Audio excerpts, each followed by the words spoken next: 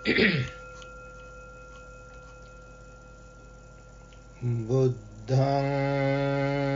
saraṇaṃ gacchāmi, Dhammaṃ saraṇaṃ gacchāmi, Saṅghaṃ saraṇaṃ gacchāmi.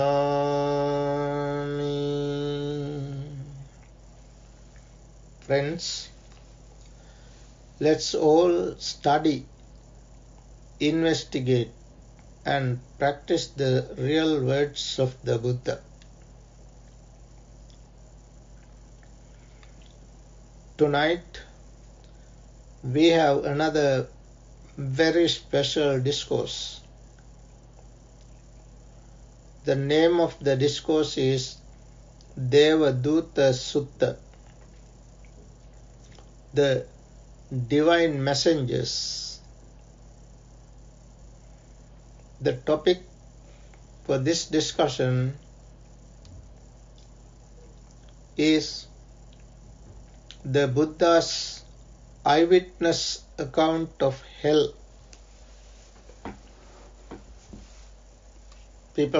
There are people, they don't believe this. We don't want to believe. If we trust the Buddha's enlightenment, we can accept this. Let's understand what the Buddha said according to this discourse. This discourse was delivered by the Buddha while the Buddha was dwelling at Savatthi in Jeta's Grove, Anathapindika's park. As usual, the Buddha addressed the monks, saying, Bhikkhus. Then the monks said, Venerable Sir.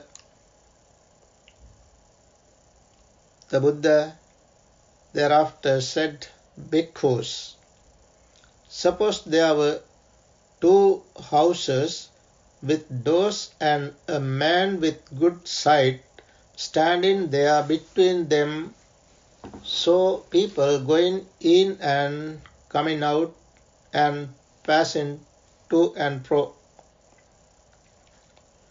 So too, with the divine eye, Buddha saw this with his divine eye, which is purified and surpasses the humans, general people, humans can see this. I see beings passing away and reappearing, inferior and superior, fair and ugly, fortunate and unfortunate. I understand how beings pass on according to their actions. Thus, actions, karma. According to their karma, beings are born again and again in different realms. In accordance with the Buddhist cosmology, there are 31 realms for all beings to be born. Okay, Buddha says, these worthy beings who were well conducted in body, speech and mind, not revilers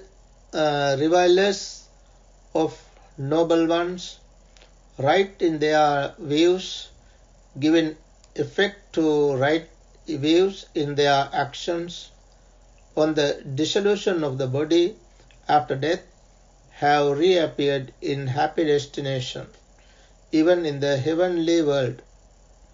Oh, these worthy beings who were well conducted in body, speech and mind, not revilers of noble ones, right in their views, giving effect to right views in their actions.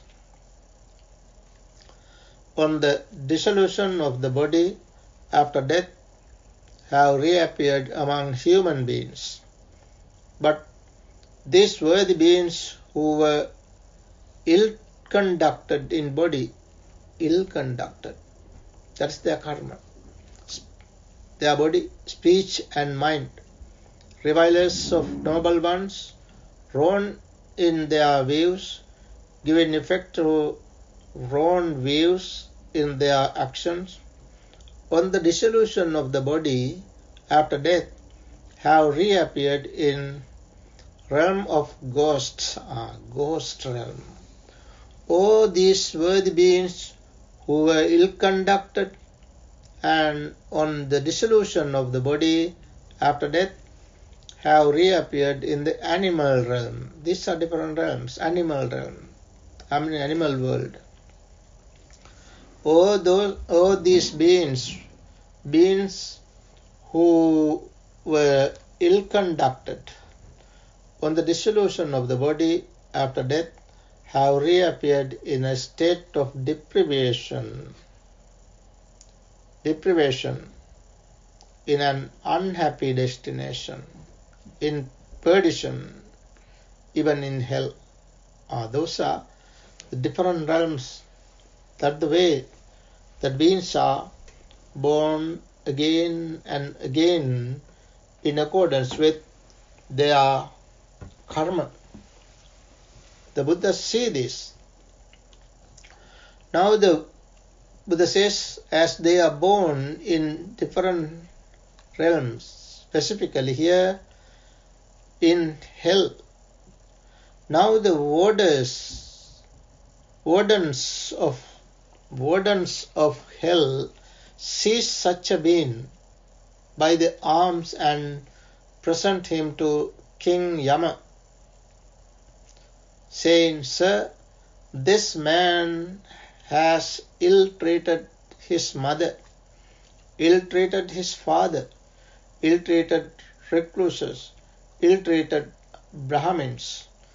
He has had no respect for the elders of his clan. Let the king order his punishment. That is what the wardens of the hell ask. Then the King Yama, presses and questions and cross-questions him about the first divine messenger. This, according to this discourse, divine messengers.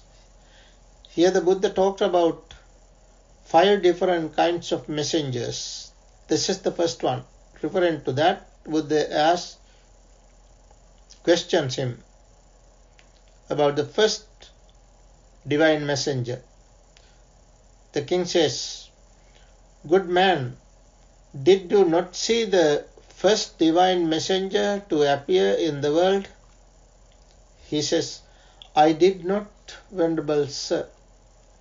Then King Yama says, Good man, have you never seen in the world a young, tender infant lying prone, fouled in his own excrement and urine? That is the first messenger. Who is the first messenger? Young, tender infant lying prone. That's the first one. Fouled in his own excrement and urine. He says, I have, venerable sir, means I have seen, sir. Then King Yama says, Good man, did it never occur to you, an intelligent and mature man, being a mature, intelligent person, did you not think of this? I too am subject to birth. I am not exempt from birth. Surely I had better do good by body, speech and mind. He says, I was unable, Venerable Sir. I was negligent. Then King Yama says, good man, through negligence you have failed to do good by body, speech and mind. Certainly they will deal with you according to your negligence.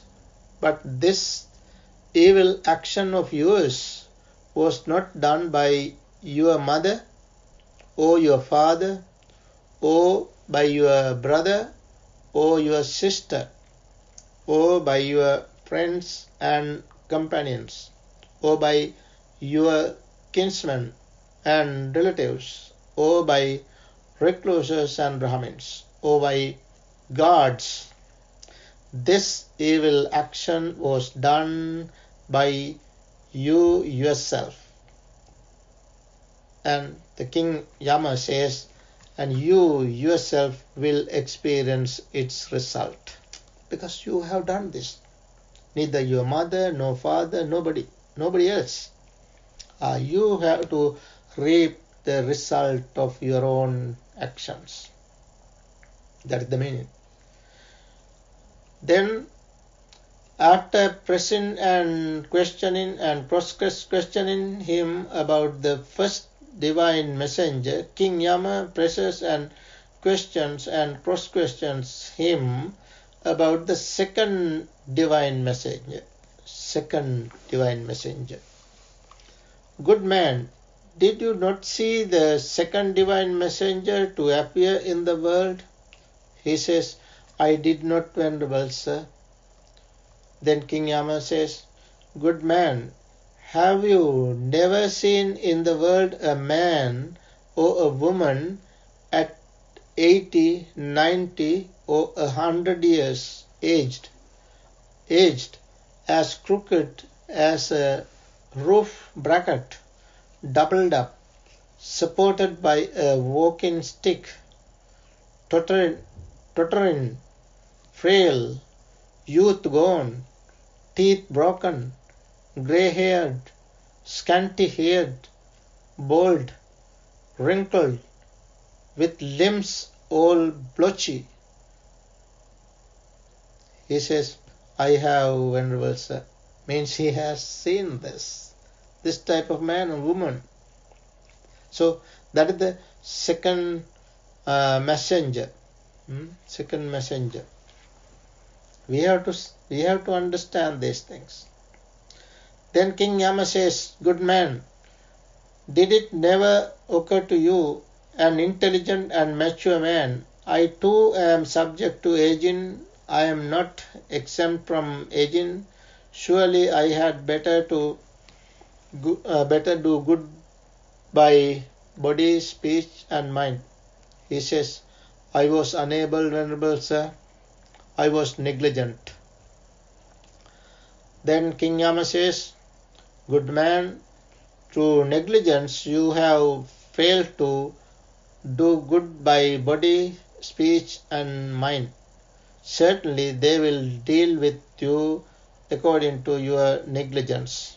But this evil action of yours was done by your mother, not by your mother, not by your father, and not by any other. This evil action was done by you yourself, and you yourself will experience its result. That is the second messenger. Then, referring to the third messenger, Buddha questions him, cross questions, and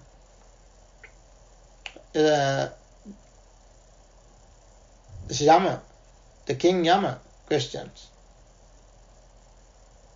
The King Yama questions him, cross questions about the third messenger. King Yama presses and questions and cross questions about the third divine messenger. Says, good man, did you not see the third divine messenger to appear in the world? He says, I did not, Venerable Sir. King Yama says, good man, have you never seen in the world a man or a woman afflicted, suffering and gravely ill, lying fouled in his own excrement and urine, lifted up by some and set down by others? He says, I have, Venerable Sir. Means he has seen. Then King Yama says, good man, did it never occur to you, an intelligent and mature man, I too am subject to sickness. I am not exempt from sickness. Surely I had better do good by body, speech and mind. He says, I was unable, Venerable Sir. I was negligent. Then King Yama says, good man, through negligence you have failed to do good by body, speech and mind. Certainly they will deal with you according to your negligence. But this evil action of yours was not done by your mother, your father, your brother, or none of them. This evil action was done by you yourself, and you yourself will experience its result. Then, referring to the fourth divine messenger, King Yama questions him.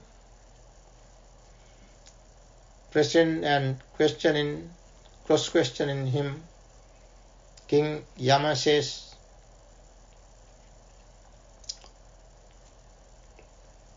good man, did you not see the fourth divine messenger to appear in the world? He says, I did not, Venerable Sir. Then King Yama says, good man, have you never seen in the world, when a robber culprit is caught, a fool sees kings having mainly kinds of torture inflicted on him, having him flogged with whips, beaten with canes, beaten with clubs, having his hands cut off, his feet cut off, his hands and feet cut off, his ears cut off, his nose cut off, his ears and nose cut off, having him subjected to the porridge pot, to the polished shell sieve. These are different types of punishment. To the Rahu mouth, to the fiery wreath, to the flaming hand, to the blades of grass, to the bark dress, to the antelope, to the meat hooks, to the coins, to the pickling, to the pivoting pin, to the rolled up palisadoes, and having him splashed with boiling oil, and having him thrown to be devoured by dogs, and having him impaled alive on stakes, and having him head cut off with a sword. Then the fool thinks thus, because of such evil actions as those, when a robber culprit is caught, king have many kinds of tortures inflicted on him. They have him flogged with whips and like that, all this punishment. Those things are found in me and I am seen engaging in those things. This is the second kind of pain and grief that a fool feels here and now, and having his head cut off with a sword, he says, I have, Venerable Sir. That means he has seen this. He has seen this. Then King Yama says, good man, did it never occur to you, an intelligent and mature man, those who do evil actions have such tortures of various kinds inflicted on them here and now? So what is the hereafter? What in hereafter? Surely I had better do good by body, speech and mind. He says, I was unable, Venerable Sir, I was negligent. Then King Yama says, good man, through negligence you have failed to do good by body, speech and mind. Certainly they will deal with you according to your negligence. But this evil actions of yours was not done by your mother, father or any other. This evil actions was done by you yourself, and you yourself should experience its result. Then the fifth messenger, this is the fifth one. As I said, there are fifth divine messengers according to this discourse. Buddha has pointed out these five different divine messengers. This is the fifth one. Referring to the fifth one, the King Yama presses and questions the man, the person, saying, good man, did you not see the fifth divine messenger to appear in the world? He says, I did not, Venerable Sir. Then King Yama says, good man, have you never seen in the world a man or a woman, or woman 1 day dead, 2 days dead, 3 days dead, bloated, livid, and oozing with matter? He says, I have, Venerable Sir. He has seen this, dead bodies. Then King Yama says, good man, did it never occur to you, an intelligent and mature man, I too am subject to death? I am not exempt from death. Surely I had better do good by body, speech and mind. He says, I was unable, Venerable Sir. I was negligent. Then King Yama says, good man, through negligence you have failed to do good by body, speech and mind. Certainly they will deal with you according to your negligence. But this evil actions of yours was not done by your mother, father or any other.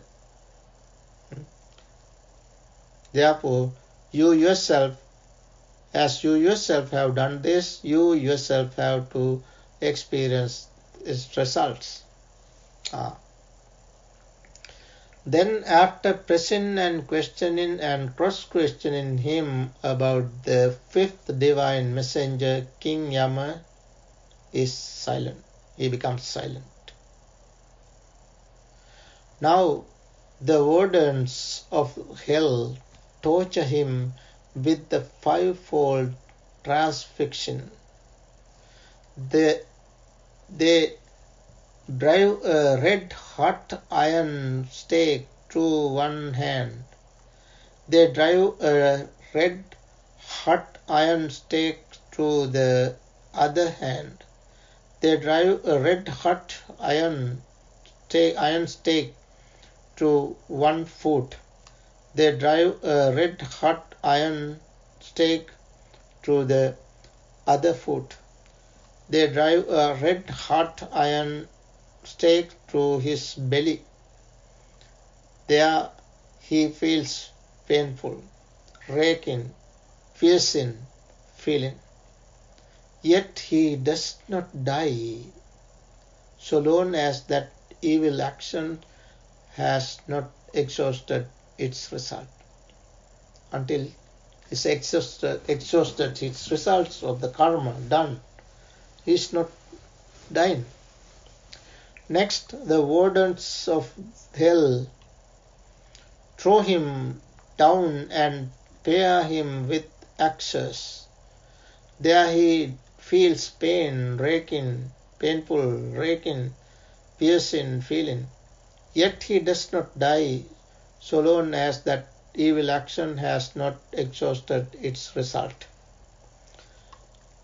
Next, the wardens of hell set him with his feet up and his head down and pare him with axes. There he feels painful, raking, piercing, painful feeling. Yet he does not die so long as that evil action has not exhausted its result. Next, the wardens of hell harness him to a chariot and drive him back and forth across burning ground, blazing and glowing. There he feels painful, raking, piercing feeling. Yet he does not die so long as that evil action has not exhausted its result. Next, the wardens of hell make him climb up and down a great mount of burning coals, blazing and glowing. There he feels painful, raking, piercing feeling. Yet he does not die so long as that evil action has not exhausted its result. Next, the wardens of hell take him feet up and head down and plunge him into a red-hot metal cauldron, burning, blazing and glowing. He is cooked there in a thrill of froth. And as he is being cooked there in a thrill of froth, he is swept now up, now down, and now across. There he feels painful, raking, piercing feelings. Yet he does not die so long as that evil action has not exhausted its result. Next, the wardens of hell throw him into a great hell. Now, as to that great hell, because it has 4 corners and is built with 4 doors, one set in each side, walled up with iron all around and shut in with an iron roof. Its floor as well is made of iron and heated till it glows with fire. The range is a full 100 leagues, which it covers all pervasively, all over, fiery, glory, red, hot, all over. That's the meaning.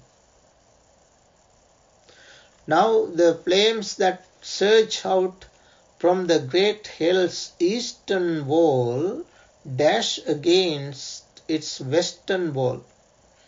The flames that surge out from its western wall dash against its eastern wall.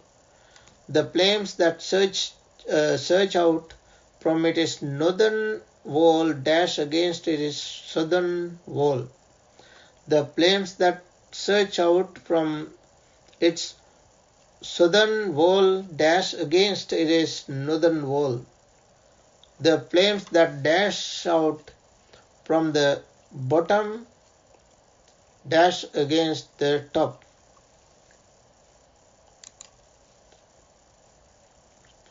And the flames that surge out from the top dash against the bottom. There he feels painful, racking, piercing feeling, yet he does not die, so long as that evil action has not exhausted its result. Sometime or other, Bhikkhus, at the end of a long period, there comes an occasion when the great hell's eastern door is open. After a long time, eastern door is open. He then runs towards it, treading quickly. As he does so, his outer skin burns, his inner skin burns, his flesh burns, his sinews burn, his bones burn to smoke, and it is the same when his foot is uplifted. When at long last he reaches the door, then it is shut. Nowhere to go. It is then shut.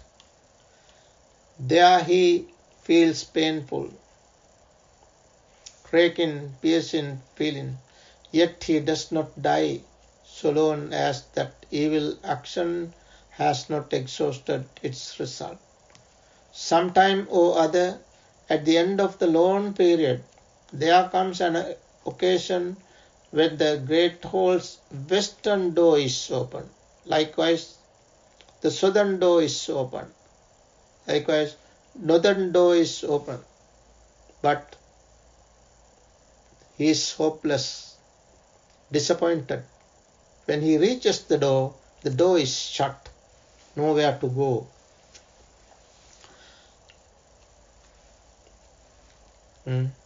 Yet he does not die, so long as that evil action has not exhausted its result. That is what is happening. So immediately next to the great hell is the vast hell. It's a vast hell of excrement. Hell of excrement. He falls into that. He falls into that, the hell of excrement. In that hell of excrement, needle-mouthed creatures, both through his outer skin and both through his inner skin, and both through his flesh and both through his sinews, and both through his bones, and devour his marrow. That is what they want to eat. Devour his marrow. There he feels painful, racking, piercing feeling, yet he does not die, so long as that evil action has not exhausted its result. Immediately next to the hell of excrement is the vast hell of hot embers, another hell. He falls into that. There he feels painful, racking, piercing feelings, yet he does not die, so long as that evil action has not exhausted its result. Immediately next to the hell of hot embers is the vast wood of sambali trees, a league high, bristling with thorns 16 finger breadths long, burning, blazing, and glowing. They make him climb up and down those trees. There he feels painful, raking, piercing feeling, yet he does not die so long as that evil action has not exhausted its result. Immediately next to the wood of some Simbali trees is a vast wood of sword leaf trees.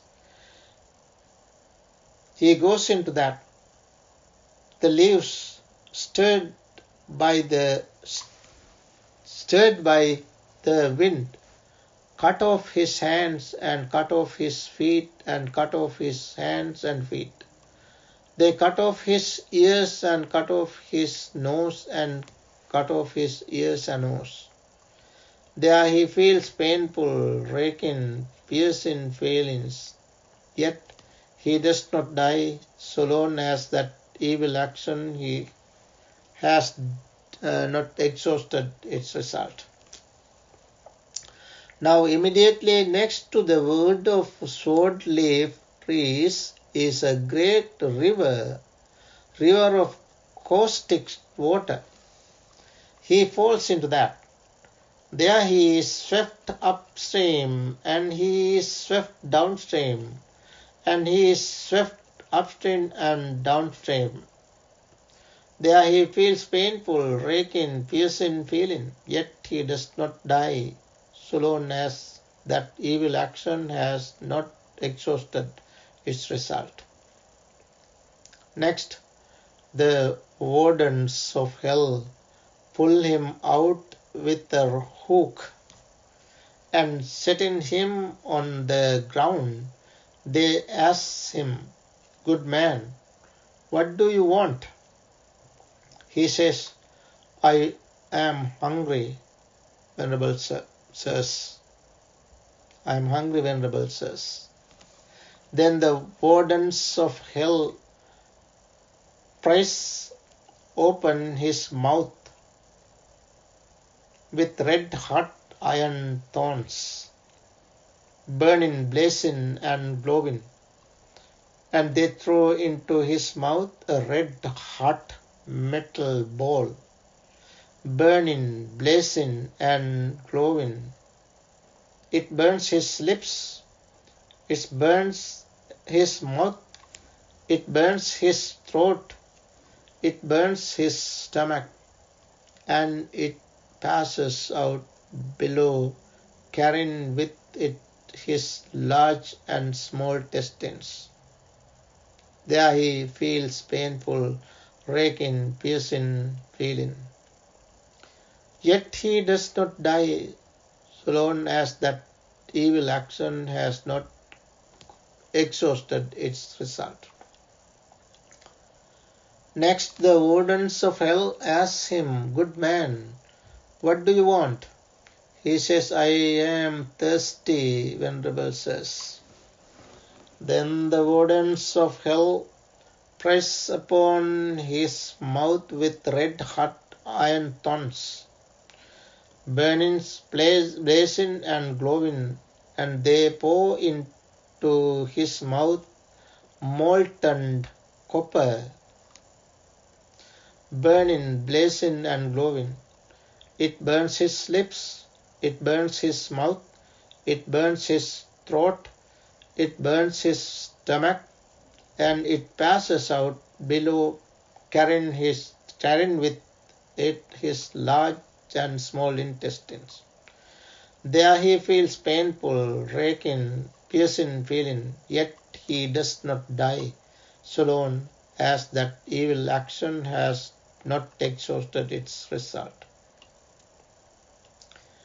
Then the wardens of hell throw him back again into the great hell. It has happened that King Yama thought, "Now, those in the world who do evil, unwholesome actions indeed have all these many kinds of tortures inflicted on them. Oh, that I might attain the human state. Friends, that is what the king Yama is the king of hell, according to these stories. He himself one day thinks in this manner. What does he think? Those in the world who do evil, unwholesome actions indeed have all these many kinds of tortures inflicted on them. Oh, that I might attain the human state. I should be able to be born in human realm. That is what you call heaven. Real heaven is the human realm. Even the Devas from heaven, Devas, celestial beings, they themselves think to be born in human realm, because they themselves think that human realm is the real heaven where we were born. We don't care this. We don't think of this. So the king Yama, king of hell, wants to be born here in this human state. That a Tathagata, accomplished and fully enlightened, might appear in the world. When one is born here in this world,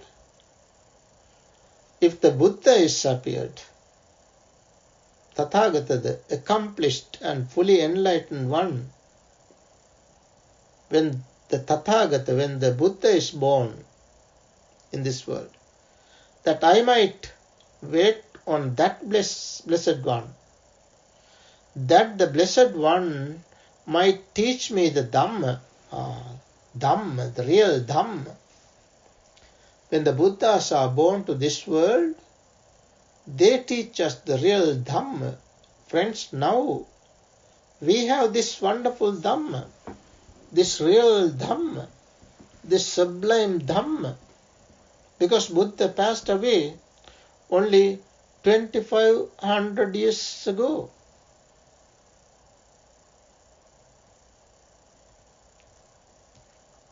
Still we have this Dhamma. And he thinks that the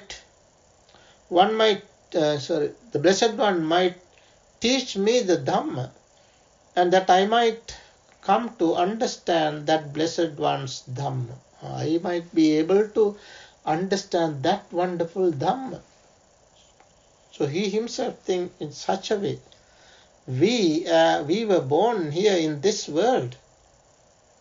We have the Dhamma, the supreme, the sublime Dhamma, Sad Dhamma. It is available. We have to study this Dhamma. We have to practice this Dhamma. Then we can understand, we can realize this Dhamma in this very world. And live happily, peacefully, light-heartedly, enjoying this highest bliss called Nibbana. So, finally, in this discourse, the Buddha says, Bhikkhus, I tell you this story about hell. Bhikkhus, I tell you this not as something I heard from another recluse or another brahmin. I tell you this as something that I have actually known. I have actually seen and discovered by myself. That is why I say this. That is the expression, that is the utterance of the Buddha at the end of this discourse.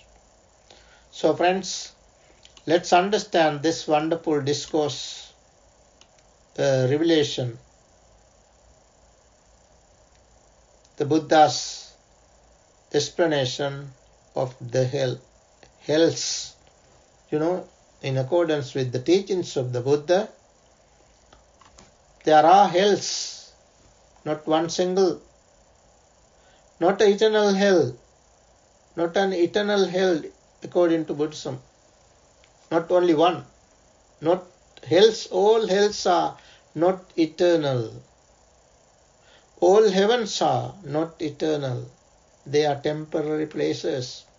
All such things are but impermanent. Whoever goes there, whoever is born there, should come back.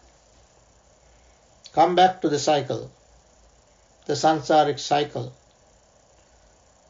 As long as we have craving and attachment, we are in this samsaric cycle.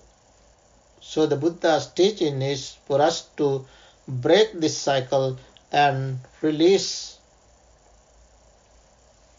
go through, understand this nature of this life, nature of the world, and enjoy this real bliss of Nibbana here in this very world. And finally, close our eyes, not to be born again. That is what is called the attainment of full bliss of Nibbana. May we all experience that supreme bliss of Nibbana. Sadhu, sadhu, sadhu.